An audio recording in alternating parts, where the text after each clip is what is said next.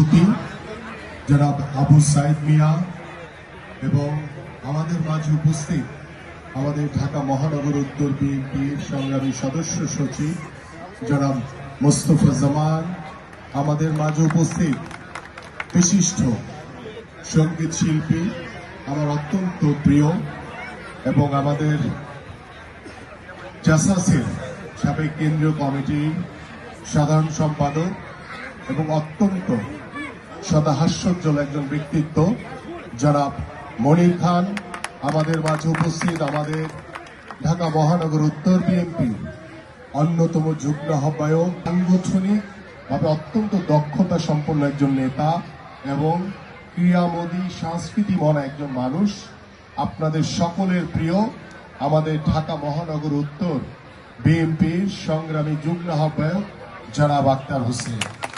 এবং সহন্য পরিবেশ তৈরি হচ্ছে এবং আমরা স্বপ্ন দেখছি বাংলাদেশে একটি শান্তিপূর্ণ একটি সুন্দর সমাজ গড়ার মাধ্যমে, একটি সমৃদ্ধশালী বাংলাদেশ গড়ার মাধ্যমে বাংলাদেশের স্বাধীনতার 53 বছর পরে এসে আমরা চাই যে ভবিষ্যতে আর কোনো স্বৈরাচারের যাতে জন্ম না হয়।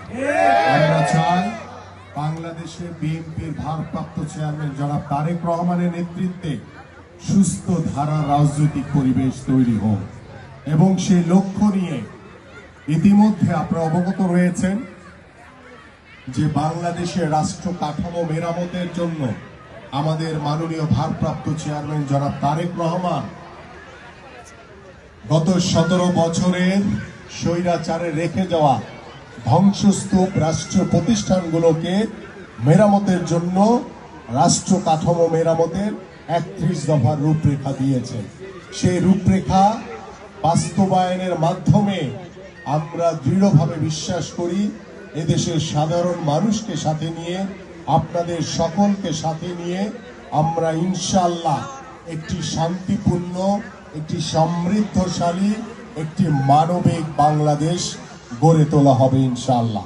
এবং সেই মানবিক বাংলাদেশে আপনারা সকলেই ঐক্যবদ্ধভাবে আপনারা সকল ষড়যন্ত্র মোকাবেলা করে আমরা দৃঢ়ভাবে আমরা সকল ষড়যন্ত্রকে ওভারকাম করে আমরা সামনের দিকে এগিয়ে যাব ইনশাআল্লাহ।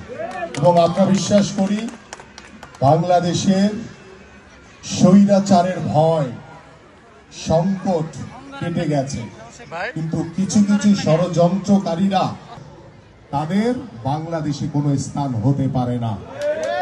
আমার প্রিয় মা খালারা এখানে বসে আছেন, বোনেরা বসে আছেন, ভাইরা আছেন, বাবারা রয়েছেন, আপনাদের সকলকে সতর্ক থাকতে হবে। কারণ দীর্ঘ 53 বছর পরে এসে যখন বাংলাদেশের মাটিতে এদেশের সাধারণ মানুষ, এদেশের জনগণ স্বস্তির নিঃশ্বাস ফেলছে, সেই স্বস্তির নিঃশ্বাস যাতে ভবিষ্যতে অব্যাহত থাকে এই কারণে আপনাদের সকলকে ঐক্যবদ্ধ থাকতে হবে। কারণ আমরা সকলেই বাংলাদেশি এবং বাংলাদেশি হিসেবে আমাদের নিজ দেশের প্রতি যে কর্তব্য রয়েছে, যে আন্তরিকতা রয়েছে, যে ভ্রাতৃত্ববোধ রয়েছে এবং সকলে মিলে আমরা মুসলমান বলেন, হিন্দু বলেন, বৌদ্ধ বলেন, খ্রিস্টান বলেন, সকলে মিলে আমরা একটি সম্প্রীতির বাংলাদেশ গড়ব, আমরা একটি অসাম্প্রদায়িক বাংলাদেশ গড়ব, যে বাংলাদেশে কোনো হানাহানি থাকবে না, কোনো বিশৃঙ্খলা থাকবে না। আজকে যেভাবে আপনারা এই তলনা রুহুল আমিন খান স্কুলের মাঠে শান্তিপূর্ণভাবে বসে আজকের এই সাংস্কৃতিক সন্ধ্যা উপভোগ করবেন, এই সন্ধ্যা যাতে সব সময় অব্যাহত থাকে সেই প্রচেষ্টা কিন্তু আপনাদের সকলকে নিয়ে, সকলে মিলেই কিন্তু আমাদের করতে হবে। কারণ আমরা গণতন্ত্রে বিশ্বাস করি, আমরা এদেশের জনগণের অধিকার দাবি আদায়ে বিশ্বাস করি, আমরা বিশ্বাস করি যে বাংলাদেশের মানুষ অত্যন্ত শান্তিপ্রিয় এবং বিএনপি বিশ্বাস করে এদেশের সকল ক্ষমতার উৎস হচ্ছে আপনারা, এদেশের জনগণ। সেই জনগণকে সাথে নিয়ে আমরা আগামীর পথ চলতে চাই, ভবিষ্যৎ বাংলাদেশ গড়তে চাই, যে বাংলাদেশে আপনারা সকলে ঐক্যবদ্ধ থেকে আমাদের সকল ষড়যন্ত্র মোকাবেলা করে আমরা ইনশাআল্লাহ সামনের দিকে এগিয়ে যাব। এবং গত 15 বছর ধরে আপনারা কেউ ভোট দিতে পারেন নাই। ভোট দিতে পারছিলেন? কেউ পারেন নাই, কিন্তু মানুষ এখন ভোট দিতে চায়, কারণ এটি আপনার নাগরিক অধিকার।